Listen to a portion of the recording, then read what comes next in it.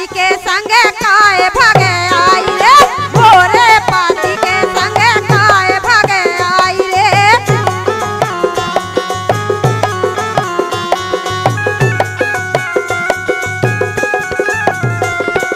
तोले सीधा से आस रागे बड़े के, तोले सीधा से आस रागे बड़े, तो ये लड़ा पोतेने आई रे, तो ये लड़ा पोतेने आई रे। ये गीत संगीत आपकी सेवा में प्रस्तुत किया गया पवन कैसेट पठा टीकमगढ़ के माध्यम से।